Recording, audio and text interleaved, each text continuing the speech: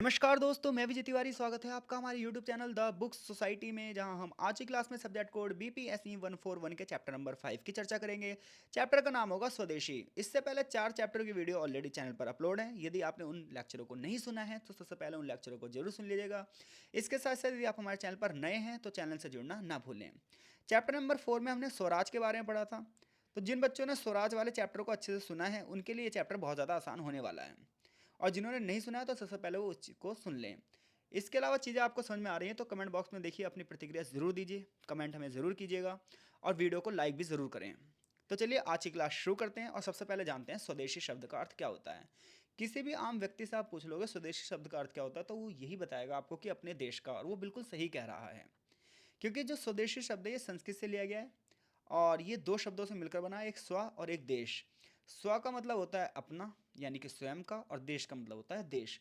तो ऐसे में जब इनको जोड़ दिया जाए तो ये होता है स्वदेशी, यानी कि अपने देश की कोई वस्तु, अपने देश का कोई सामान।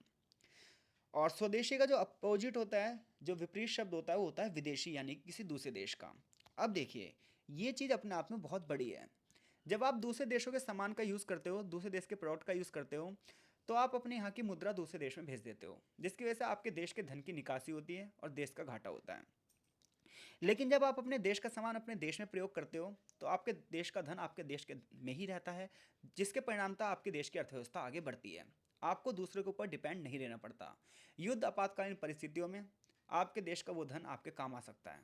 तो इसलिए स्वदेशी की अवधारणा कोई छोटी मोटी अवधारणा नहीं है, आप इसे एक बड़ी अवधारणा समझिए। और वाकई में जिस दिन भारत का हर एक व्यक्ति स्वदेशी की अवधारणा समझ गया ना, उस दिन यकीनन मेरा देश आगे बढ़ जाएगा। हमारे देश की समस्या यह है कि हमारे देश का हर एक नागरिक ये तो चाहता है कि हमारा देश आगे बढ़े, लेकिन वो खुद कुछ नहीं करना चाहता, वो दूसरों को ब्लेम करता है, सरकारों को ब्लेम करता है। तो ये चैप्टर पढ़ने के बाद ना सबसे पहली बात तो हम ये सीख जाएंगे खास तौर पर कि जब तक हमारा योगदान नहीं होगा ना तब तक कुछ हो नहीं सकता। तो आप चाहे दूसरों को कितना ही ब्लेम कीजिए। गांधी जी के जो विचार हैं स्वदेशी पर, वो आर्थिक स्तर पर भी हैं, राजनीतिक स्तर पर भी हैं, सांस्कृतिक स्तर भी हैं, और फिलॉसफी तो वो दे ही रहे हैं। तो गांधी जी के दर्शन का केंद्र ये है वास्तव में आत्मनिर्भरता। और आप सेल्फ डिपेंडेंट जब भी हो सकते हैं जब आप स्वदेशी को समझिए, स्वदेशी का प्रचार प्रसार कीजिए और स्वदेशी को अपनाइए। तो स्वदेशी भारत में अंग्रेजों के खिलाफ गांधी जी के आंदोलन का एक बहुत बड़ा पिलर भी था। उनका ये मानना था कि स्वराज के लिए स्वदेशी बहुत ज़्यादा जरूरी है, क्योंकि जब तक हमारा अपनी अर्थव्यवस्था पे कंट्रोल नहीं होगा तब तक हम राजनीतिक रूप से अपने आप पर कंट्रोल नहीं कर सकते। ऐसा इस चैप्टर की प्रस्तावना बता रही है। आगे चलिए देखते हैं कि चैप्टर में क्या है। तो चैप्टर की प्रस्तावना हमें कुल मिलाकर यही बता रही है कि आगे इस चैप्टर में हम क्या पढ़ेंगे। तो स्वदेशी शब्द का सबसे पहले अर्थ प्रस्तावना में बता दिया गया था, और यहाँ पर भी यही बता रहा है कि स्वदेशी का मतलब है आत्मनिर्भरता या मूल जीवन की रक्षा। तो आमतौर पर गांधीवादी फिलॉसफी की अगर हम बात करें, गांधीवादी दर्शन की बात करें, तो स्वदेशी के विचार का अर्थ यह है कि स्थानीय स्तर पर हर एक जो गवर्नमेंट है वो सेल्फ डिपेंडेंट हो, आत्मनिर्भर हो। इसके साथ ही साथ हमें स्थानीय ज्ञान हो और अपनी क्षमताओं का हम भरपूर प्रयोग कर सकें। कुल मिलाकर हम ग्रामीण अर्थव्यवस्था की बात कर रहे हैं कि हर एक गांव अपने आप में आत्मनिर्भर हो, हर एक गांव को अपने आप का स्थानीय ज्ञान हो, और हर एक गांव अपने अपनी अपनी क्षमताओं का प्रयोग करे। ऐसे में हमारा देश आगे बढ़ सकता है। और गांधी जी इसे ही संरक्षणवादी तकनीक कहते हैं। देखिए, संरक्षणवादी तकनीक का मतलब यही है कि जो चीज़ें हमें हमारे घर पे बन सकती हैं, हमारे देश में बन सकती हैं, उसे हम बाहर से क्यों मंगाएं। तो ऐसे में हमारे देश की तकनीक हमारे देश में रहेगी और हमारे देश की तकनीक का विकास भी होगा। तो गांधी जी का ये कहना था कि जब अंग्रेज भारत में आए तो उन्होंने सबसे पहले पता क्या करा था। जब अंग्रेज भारत में आए तो सबसे पहले उन्होंने हमारे देशी उद्योगों को ख़त्म किया, ताकि हमारे लोगों को ना सामान कोई चीज़ बने ना, और ऐसे में हमारी मार्केट में सारी चीज़ें जो बिकें वो बाहरी चीज़ें बिकें। ब्रिटेन क्या करता था, हमारे यहाँ से कच्चा माल ले आता था और अपने यहाँ से सामान बनाकर हमारे देश में बेचता था। ऐसे में वो कच्चा माल भी हमारे यहाँ से ले जाता था और सामान बेचकर पैसा भी ले जाता था, जिसकी वजह से सोने की चिड़िया का भारत देश पूरी तरीके से लुट गया। इसीलिए अंग्रेजों ने हमारे देशी उद्योग खत्म किया, शिल्पकारी को खत्म किया, दस्तकारी को खत्म किया, इवन हमारे किसानों को भी लूटा। उन्होंने कुल मिलाकर हमारी अर्थव्यवस्था को बिल्कुल डामाडोल कर दिया, बिल्कुल जीरो कर दिया, इवन माइनस में कर दिया। और गांधी जी जैसे जो सज्जन व्यक्ति थे, विद्वान व्यक्ति थे, वो इस चीज़ को समझते थे। इसलिए गांधी जी संरक्षणवाद को बढ़ावा देना चाहते थे। वो वापस से खादी को बढ़ावा देना चाहते थे, वो वापस से चरखों को बढ़ावा देना चाहते थे, ताकि हर बंदे को पता है क्या मिल सके, आत्मनिर्भरता बढ़ सके। गांधी जी ये पता है क्या कहते थे कि भैया भारत के बाहर जो निर्मित कपड़े हैं ना उसे मत पहनो, इसके बजाय भारत में बनी सूती पहनो, रेशमी पहनो, ऊनी कपड़े पहनो। लेकिन गांधी जी से और भी बड़ा अर्थ देते हैं। गांधी जी के स्वदेशी का और भी गहरा अर्थ है। उनका कहना ये नहीं कि सिर्फ अपने देश के बने सामान का उपयोग करो, बल्कि उनका ये भी कहना है कि स्वदेशी का अर्थ है अपने बल पर निर्भरता। जो बंदा अपने बल पर निर्भर है, अपने शरीर पर निर्भर है, अपने दिमाग पर निर्भर है, अपनी आत्मा पर निर्भर है, वही व्यक्ति सही मायनों में पता है क्या है, आत्मनिर्भर है। इससे गांधी जी का अभिप्राय ये था कि हर एक बंदा जब आत्मनिर्भर होगा, अपने लिए श्रम करेगा, तो अपने आप में गरीबी बेरोजगारी खत्म हो जाएगी। गांधी जी का ये मानना था जो अलगाव है और शोषण तब होता है जब हम किसी पर डिपेंड होते हैं, जब हम उत्पादन से दूर हो जाते हैं, सामाजिक और सांस्कृतिक संबंध से दूर रहने लग जाते हैं, स्थानीय उद्यमों से बचने लग जाते हैं, शहरों में भागते हैं, बड़े पैमाने पर हमारा शोषण किया जाता है। अगर हर एक गांव आत्मनिर्भर हो जाए तो शोषणकारी तकनीक खत्म हो जाएगी। गांधी जी कहते हैं हमें अपनी संस्कृति को दोबारा खुद से स्थापित करना पड़ेगा, क्योंकि कोई भी ना हमारी संस्कृति हमें देने वाला है नहीं।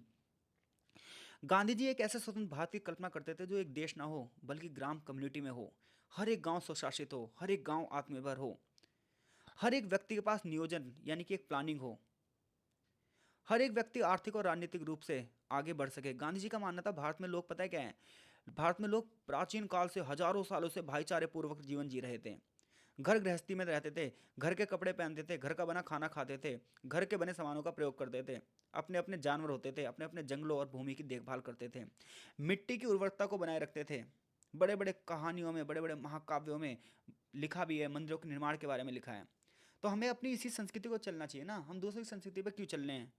अब पता है क्या सीन है, हम अपने घर गृहस्थी में नहीं रह रहे हैं, घर के कपड़े नहीं पहन रहे हैं, हम घर का बना नहीं खाना खा रहे हैं, घर के बने सामानों का प्रयोग नहीं कर रहे हैं, और अपनी भूमि, अपने देश की जमीन की देखभाल नहीं कर पा रहे हैं। आज हमारे देश का युवा कैसा आंदोलन कर रहा है, रेल में आग लगा देता है। रेलवे किसकी संपत्ति है, बसों में तोड़फोड़ कर देते हैं, किसकी संपत्ति है, किसने सिखाया आपको ये, किसने दिया ये। तो आप अपनी संपत्ति में आग लगा रहे हैं, आपको ऐसा नहीं करना चाहिए। तो गांधी जी के जो स्वदेशी की अवधारणा है ना, वो अपने आप में बहुत बड़ी अवधारणा है, वो देश की संस्कृति को बचाने की अवधारणा है। और हमारे देश की संस्कृति है आपसी भाईचारा, ये भारत की संस्कृति है। तो स्वदेशी का मतलब है आत्मनिर्भरता, और हमारा जो ओरिजिनल जीवन था ना उसकी रक्षा करना गांधी जी के मायनों में। स्वदेशी का आर्थिक दर्शन क्या कहता है, तो यदि आपने पिछले चैप्टर में पढ़ा होगा तो बिल्कुल सेम है कि स्वदेशी का जो आर्थिक दर्शन है उसका मतलब ये है कि हम अपने कौशल को बढ़ावा दें, स्वयं को निर्भर करें, अपनी नॉलेज का यूज़ करें, अपनी ज्ञान का यूज़ करें, सरल जीवन जिएं, और सबकी गरिमा की बात करें, सबके सम्मान की बात करें। वैश्वीकरण समय की ज़रूरत है, बात ठीक है, बड़े बड़े उद्योगों की समय की ज़रूरत है, बात ठीक है, लेकिन इसका मतलब ये नहीं कि इतने बड़े पैमाने पर मशीनीकरण को बढ़ावा दे दो कि लोगों को रोज़गार ही ना मिले, सारे काम मशीनों से होने लग जाएंगे तो लोगों को रोज़गार कैसे मिलेगा। तो इतना भी मत करो कि स्थानीय जनता लालायित हो जाए। गांधी जी आध्यात्मिकता की राह में जाना चाहते हैं। तो ये वाला पैराग्राफ आप पिछले चैप्टर का ऑडियो लेक्चर सुनकर कंप्लीट कर सकते हैं, फिर भी तो अलग से चीज़ें वो बता दे रहा हूँ मैं आपको। गांधी जी स्वदेशी आंदोलन के माध्यम से नहीं रुके, बल्कि वो चाहते थे कि हमारे डेली रूटीन में चरखा हो, खादी हो, गांव पर सत्ता का विकेंद्रीकरण हो, रोटी और श्रम का जीवन जिया जाए। उन्होंने ये भी कहा कि जो इंग्लैंड में बने गए सर्जिकल उपकरण हैं, हमें इसकी ज़रूरत है। ऑस्ट्रेलिया में जो पिन है उसकी ज़रूरत है, पेंसिल की ज़रूरत है हमें, स्विट्जरलैंड से घड़ी है जो है उसकी ज़रूरत हमें है। तो जो चीज़ें हम अपने देश में नहीं बना सकते वो चीज़ें हम बाहर से मंगाएंगे, यानी कि हम केवल उन्हीं चीज़ों का बहिष्कार करेंगे जो हम चीज़ें नहीं बना सकते, और हम उसे क्यों खरीदें जो चीज़ हम बना सकते हैं। तो उन्होंने कहा देखिए वो चीज़ ज़रूर लीजिए, जैसे गांधी जी खुद अपनी किताब बाहर के देशों से खरीदी थी उन्होंने। तो कह रहे हैं कि अगर ऑपरेशन वाली जो चीज़ें हैं वो हमारे देश में नहीं बननी है तो इंग्लैंड से लीजिए, कोई दिक्कत नहीं है। पिन हमारे देश में नहीं बननी तो ऑस्ट्रेलिया जी, कोई दिक्कत नहीं है। स्विट्जरलैंड से आप घड़ी मंगा रहे हैं, कोई दिक्कत नहीं है। लेकिन सूती कपड़े आप इंग्लैंड से खरीद रहे हैं, क्यों, मूर्ख हो आप। जब भारत में सूती कपड़ा मिल रहा है तो आपको इंग्लैंड का सूती कपड़ा लेने की क्या ज़रूरत है। तो जो चीज़ हमारे पास नहीं है केवल हमें उसी के लिए बाहर डिपेंड होना चाहिए, जो चीज़ हमारे पास है उसके लिए हम डिपेंड क्यों हों। तो ये गांधी जी का स्वदेशी आर्थिक दर्शन था। गांधी जी कहते थे देखो आराम ज़रूरत है, आराम की ज़रूरत है, आराम हर एक व्यक्ति के लिए ज़रूरी है, लेकिन इतना ज़्यादा आराम ना हो कि वो बाधा बन जाए, इतनी ज़्यादा मशीनों पर आप डिपेंड ना हो जाओ कि हमारे देश के लिए दिक्कत हो जाए। क्योंकि जो बंदा ज़्यादा आराम करेगा तो वो उतना ज़्यादा खोएगा, और जब आर्थिक रूप से कोई व्यक्ति कमज़ोर होगा तो पक्का वो राजनीतिक और सांस्कृतिक रूप से भी कमज़ोर होगा। गांधी जी ने स्वदेशी के माध्यम से ग्रामीण अर्थव्यवस्था के उत्थान की बात करी है। उन्होंने घर से बने सामानों की बात करी है, हाथ से बने हुए सामानों पर विश्वास किया है, वो बड़ी बड़ी मशीनों पर अविश्वास करते थे। उन्होंने कहा कि जो बड़े पैमाने पर उत्पादन है, बड़े पैमाने पर उत्पादन नहीं होना चाहिए बल्कि जनता द्वारा उत्पादन होना चाहिए। यानी कि मशीनों के माध्यम से आप जो 500 हज़ार हज़ार पीस बना दे रहे हो ना, आप 500 लोगों को रोजगार देकर 1000 पीस बनाइए। तो इससे क्या होगा, संपत्ति भी एक जगह इकट्ठी नहीं होगी और सभी लोगों में संपत्ति का इक्वल डिस्ट्रीब्यूशन भी हो जाएगा। इसके लिए ग्रामीण आधारित अर्थव्यवस्था होनी चाहिए। जैसे कि गांव ना कम्युनिटी में रहता है, गांव एक परिवार के रूप में रहता है, ऐसे हमें एक आर्थिक परिवार का निर्माण करना चाहिए। जिस प्रकार से गांव के सभी सदस्य मिलजुल कर अपने अपनी ताकतों का इस्तेमाल करते हैं, तो यही स्वदेशी का मतलब है कि बाजार की ताकतों से गांव की आत्मनिर्भरता को बचाना है। वो कह रहे हैं अनावश्यक चीज़ों को मत खरीदिए, अस्वास्थ्यकर चीज़ों को मत खरीदिए, फिजूल खर्ची मत कीजिए। ऐसी कोई भी तकनीक जो पर्यावरण की दृष्टि में बेकार हो उसे मत खरीदिए। हर एक बंदा बस अपनी बेसिक नीड पूरी करे। प्रत्येक वो कह रहे हैं हर गांव में स्वयं का तो बढ़ई ही है, स्वयं का तो मोची है, स्वयं का तो कुम्हार है, स्वयं के तो बिल्डर हैं, स्वयं के तो यंत्र है यानी कि मशीनरी है, स्वयं के तो किसान है, स्वयं के तो इंजीनियर है उनके पास। इसके साथ साथ उनके पास खुद के शिक्षक होने चाहिए, खुद के बैंकर होने चाहिए, खुद के व्यापारी होने चाहिए, खुद के संगीतकार होने चाहिए, खुद के कलाकार होने चाहिए, खुद के पुजारी होने चाहिए। जब हर गांव पे ये सारी चीज़ें होंगी तो हर गांव अपने आप में आत्मनिर्भर हो जाएगा। हर गांव एक बहुत बड़ी कम्युनिटी की स्थापना कर देगा। प्रत्येक गांव जब आत्मनिर्भर होगा तो मेरा देश अपने आप में आत्मनिर्भर हो जाएगा। उनका झुकाव कुटीर उद्योगों की ओर था, छोटे छोटे उद्योगों की ओर था, खादी उद्योग की ओर था। उन्होंने महसूस किया कि जब एक केंद्रीकृत नियोजन होता है, बड़े बड़े उद्योग होते हैं, तो उतना ही ज़्यादा ना श्रम का शोषण किया जाता है, उतना ही ज़्यादा भ्रष्टाचार होता है। लेकिन यदि छोटी छोटी इकाइयाँ होंगी, छोटे छोटे उद्योग होंगे, प्रत्येक व्यक्ति को रोजगार मिलेगा, तो शायद भ्रष्टाचार भी ना हो, शायद संपत्ति का केंद्रीकरण भी ना हो। गांधी जी चाहते थे कि लोग जनता और उत्पादन के सिद्धांत को अपनाएं, क्योंकि इस पद्धति से हर व्यक्ति की गरिमा का जीवन होता है। हर व्यक्ति को लगता है कि वो अर्थव्यवस्था में योगदान दे रहा है। हर व्यक्ति को ये लगता है कि उसकी भी समाज को कोई ज़रूरत है। और ऐसे में जब हर व्यक्ति योगदान देता है, तब देश के सारे पहिए एक साथ चलते हैं। क्योंकि कोई भी देश सोने और चांदी से नहीं चल सकता, कोई भी देश चलता है तो वहाँ के स्त्री और पुरुष से चलता है। गांधी जी के अनुसार जब प्रत्येक व्यक्ति अपनी आपको कम्युनिटी का एक हिस्सा मानता है, तो जब हर एक व्यक्ति छोटे पैमाने पर उत्पादन करता है, तो अर्थव्यवस्था स्थानीय रूप से आगे बढ़ती है। और ऐसे में कोई भी क्षेत्र अर्थव्यवस्था में पीछे नहीं रहता। जैसे कि आज आप देख रहे हो, आज जब आप बात करते हो विकास की, डेवलपमेंट की, तो पता है आप क्या देखते हो? आप ये देखते हो कि कुछ ही क्षेत्र आगे बढ़ रहे हैं। गुजरात, अहमदाबाद, वडोदरा, कुछ हद तक मुंबई के कुछ हिस्से, दिल्ली के कुछ हिस्से, यूपी के कुछ हिस्से, केरल के कुछ हिस्से। लेकिन देश का बहुत बड़ा हिस्सा ना आज भी अविकसित है, अविकसित है। उसका कारण पता है क्या है? मशीनीकरण है। अगर गांधी जी के विचारों को फॉलो किया होता ना, गांधी जी के विकास के मॉडल को फॉलो किया होता, तो भले ही हम ना इतना विकास नहीं कर पाते, पर शायद इतने पीछे भी नहीं होते। हाँ, ये बात ठीक है, आप गांधी जी को प्योर तरीके से 100% तरीके से लागू नहीं कर सकते आज 2022-23 में। लेकिन कुछ हद तक अगर आप उसे फॉलो करो, तो डेफिनेटली आपके देश को ना एक पॉजिटिव रेस्पॉन्स मिल सकता है। लेकिन हर तरफ लालचखोरी है, भ्रष्टाचारी है, जमाखोरी है। ऐसे में ये विचार किताबों में पढ़ने में अच्छे लग रहे हैं, हमें नंबर लेने में अच्छे लगेंगे, लेकिन वास्तव में ना फॉलो नहीं हो पा रहे, यही समस्या है। आगे चैप्टर में स्वदेशी आंदोलन और खादी के बारे में बताया गया है। जब हम स्वदेशी आंदोलन की बात करते हैं, तो देखो गांधी जी ने ना सबसे पहले स्वदेशी आंदोलन भारत में चलाया नहीं है, ये बात ध्यान रखना। गांधी जी जब भारत में आए भी नहीं थे ना, उससे पहले स्वदेशी आंदोलन चल गया था। बात ना 1905 की है। 1905 में लॉर्ड कर्जन ने बंगाल का विभाजन कर दिया, बंगाल को दो हिस्सों में बांट दिया। तो बंगाल विभाजन के विरोध में एक आंदोलन हुआ, बहुत बड़ा बंग भंग आंदोलन। इस आंदोलन में सबसे पहले स्वदेशी की बात की गई। भारत में दादा भाई नौरोजी, महादेव गोविंद रनाडे, विपिन चंद्र पॉल जैसे शुरुआती जो राष्ट्रवादी थे, इन लोगों ने बड़े पैमाने पर स्वदेशी की बात करी। 1905 में जब बंगाल विभाजन हुआ, तो उसके बाद बड़े पैमाने पर इन लोगों ने आंदोलन किए। इन्होंने बंगाल विभाजन के दौरान इन्होंने पता है क्या करा? इन्होंने कहा पूरे देश में जितनी विदेशी वस्तुएं उनकी होली जलाई गई। स्वदेशी वस्तुओं की बात की। इन्होंने कहा हम अंग्रेजों को किसी टाइप से भी कॉपरेट करेंगे नहीं। स्वदेशी का इन्होंने मतलब ही बना दिया कि स्वदेशी उद्योग को बढ़ावा दिया जाए। स्वदेशी के साथ साथ ब्रिटिश सामानों का बहिष्कार किया गया। तो ऐसे में एक नारा सा लग गया, स्वदेशी और बहिष्कार। उन सभी चीज़ों का बहिष्कार जो विदेशी शासन से थे, और उन सभी चीज़ों को अपनाएंगे जो हमारे देश से थे। ब्रिटिश शासन पर हमला करने के रूप में लाला लाजपत राय ने कहा, मैं इसे अपने देश के उद्धार के रूप में मानता हूँ कि हम अपनी पूंजी, अपने संसाधन, अपने श्रम, अपनी ऊर्जा, अपनी प्रतिभाओं का विकास करेंगे। 1909 में जब गांधी जी ने हिंद स्वराज में स्वराज की बात करी, तो उन्होंने स्वराज में सत्याग्रह को भी जोड़ दिया, स्वदेशी को भी जोड़ दिया। यानी गांधी जी का स्वराज, सत्याग्रह और स्वदेशी तीनों चीज़ें एक साथ चलती हैं। गांधी जी ने कहा कि अगर मुझे स्वराज को अपनाना है तो स्वदेशी को अपनाना पड़ेगा, क्योंकि जब तक मैं आत्मनिर्भर नहीं होऊंगा, आर्थिक रूप से मजबूत नहीं होऊंगा, तब तक मुझे अपना शासन नहीं मिल सकता। तो गांधी जी का जो स्वदेशी की अवधारणा थी वो ज़्यादा बड़ी थी। लेकिन इसका मतलब ये नहीं है कि गांधी जी ने सबसे पहले स्वदेशी की अवधारणा दी हो। सबसे पहले स्वदेशी की अवधारणा कहाँ पर है? 1905 के बंगभंग आंदोलन में। तो ऐतिहासिक रूप से देखा जाए तो भारत की स्थानीय अर्थव्यवस्था पहले बहुत उत्पादक थी, बहुत टिकाऊ थी। ऑर्गेनिक फार्मिंग होती थी, हॉर्टिकल्चर होता था, मिट्टी के बर्तन बनते थे, फर्नीचर बनते थे, धातु के काम होते थे, गहने बनते थे, चमड़े का काम होता था। तो सब लोग सेल्फ डिपेंडेंट थे। प्रत्येक गांव में अपने स्पिनर, कार्ड्स खरीदार और बुनकर थे। गांव की अर्थव्यवस्था बहुत अच्छी थी। लेकिन जब इंग्लैंड वाले लोग आए, इन्होंने गांव की अर्थव्यवस्था को नुकसान पहुंचा दिया। इन्होंने यहाँ के जो देशी उद्योग थे उन्हें ख़त्म कर दिया, ताकि वो अपने यहाँ के बने हुए कपड़े को यहाँ बेच सकें। एक टाइम ऐसा था, अगर आप हिस्ट्री पढ़ोगे ना, तो भारत के प्रोडक्ट की डिमांड ना ब्रिटेन के बाजारों में इतनी ज़्यादा बढ़ गई थी कि ब्रिटेन के व्यापारी घबरा गए थे।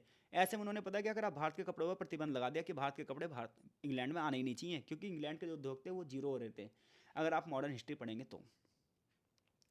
लास्ट में चैप्टर में खादी के बारे में बताया गया है, क्योंकि सूती कपड़ा जो भारत की महीन मलमल थी, उसकी पूरे विश्व में डिमांड थी।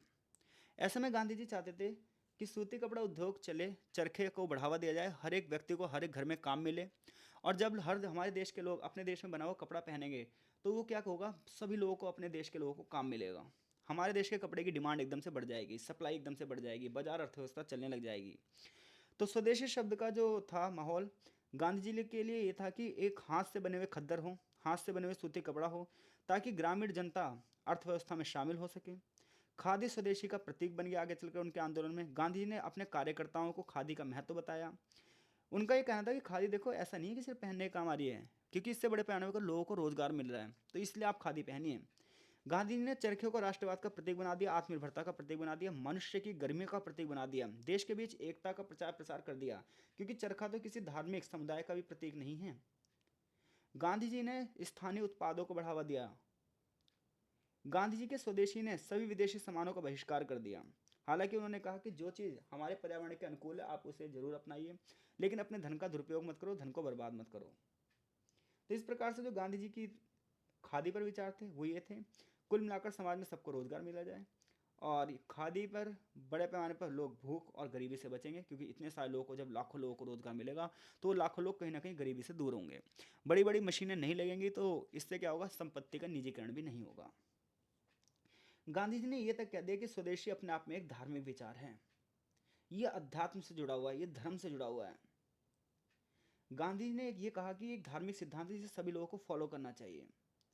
उनका ये मानना था कि व्यक्ति को होने वाली शारीरिक परेशानी के बावजूद हमें पूरी श्रद्धा से धार्मिक काम करना चाहिए। हमें ना, एक व्यक्ति 100 चीज़ों के बिना जब चीज़ों को करना सीखेगा, तो वो चीज़ें उसके लिए ठीक हो जाएंगी। उन्होंने कहा यूरोप में जो अराजकता चल रही है, यूरोप की सभ्यता की जो बुराइयां हैं, वो हमारी सभ्यता में नहीं है। हमारी सभ्यता का तो सार अलग है। भारतीय सभ्यता तो पूरी दुनिया में सर्वोत्तम सभ्यता है। स्वदेशी का संबंध हिंदू धर्म से है। गांधी के लिए हिंदू धर्म समावेशी है, सहिष्णु है, सुधारवादी है। गांधी जी की स्वदेशी हिंदू धर्म की परंपरा को संजोकर रखती है। तो गांधी जी ने किस प्रकार से स्वदेशी को न सिर्फ राजनीतिक स्तर पर, आर्थिक स्तर पर, सामाजिक स्तर पर, इवन खादी पर उनके क्या विचार थे, स्वदेशी एक धार्मिक विचार कैसे, इस सब पर उन्होंने अपने विचार दिए हैं। चैप्टर में आगे सारांश है कि गांधी जी के राजनीतिक विचारों को अगर आप पढ़ते हो, तो सबसे बड़ी बात यह है स्वदेशी की अवधारणा। और स्वदेशी की अवधारणा का मतलब है आप अपने आप को आत्मनिर्भरता की बात कर रहे हो, अपने देश की आत्मनिर्भरता की बात कर रहे हो। और गांधी जी यही समझाना चाहते हैं, सामाजिक स्तर पर भी, राजनीतिक स्तर पर भी, और आर्थिक स्तर पर भी। वो विदेशी वस्तुओं के बहिष्कार की तो बात कर रहे हैं, लेकिन वो पूर्ण बहिष्कार की बात नहीं कर रहे हैं। वो ये कह रहे हैं कि जो चीज़ें आप अपने आप में बना सकते हैं, जो हमारे देश में चीज़ें हैं, पहले अपने देशी उद्योग को संरक्षण दीजिए, फिर जो आवश्यकताएं आपकी हैं लेकिन आप पूरी नहीं कर पा रहे हैं, तब आप विदेशी वस्तुओं पर क्या हो, निर्भर हो। तो आई होप सो ये लेक्चर आपको समझ में आया होगा। देखो, इस लेक्चर को मैंने थोड़ा सा शॉर्ट में किया है जानबूझकर। उसका रीज़न ये है कि चौथे चैप्टर में मैंने इस चीज़ को डिटेल में बताया है। तो कुछ चीज़ें चौथे चैप्टर से, कुछ पाँचवें चैप्टर से, दोनों लेक्चर आप एक साथ सुन लोगे तो आपकी चीज़ें कंप्लीट हो जाएंगी। ये एक तरीके से मैंने समराइज़ किया है। लाइन टू लाइन पढ़ोगे तो 1.5 से 2 घंटे के लेक्चर हो जाएंगे। तो 15 से 20 मिनट में जैसे कि चैप्टर से एक आंसर कैसे लिखना है, ये चीज़ें मैं समझा रहा हूँ, और कोशिश ये भी कर रहा हूँ कि मैं सारी चीज़ों को कवर कर सकूँ। फिर भी आपके कोई प्रश्न बनते हैं तो आप कमेंट बॉक्स में अपनी प्रतिक्रिया जरूर दीजिए, और आप हमारे टेलीग्राम ग्रुप में भी जुड़ सकते हैं, जहाँ पे यदि आपको कोई प्रश्न है तो आप हमें क्वेश्चन भेज सकते हैं, आपको आंसर भी दिए जाएंगे। इस चैप्टर से जो क्वेश्चन बनता है वो ये क्वेश्चन बनता है, गांधी जी के दर्शन में स्वदेशी के विभिन्न अर्थों पर चर्चा कीजिए। तो इस चैप्टर को आप छोटे छोटे हेडिंग से आंसर इसका लिख सकते हैं। मिलते हैं आपसे नेक्स्ट चैप्टर में, तब तक के लिए आपका बहुत बहुत धन्यवाद।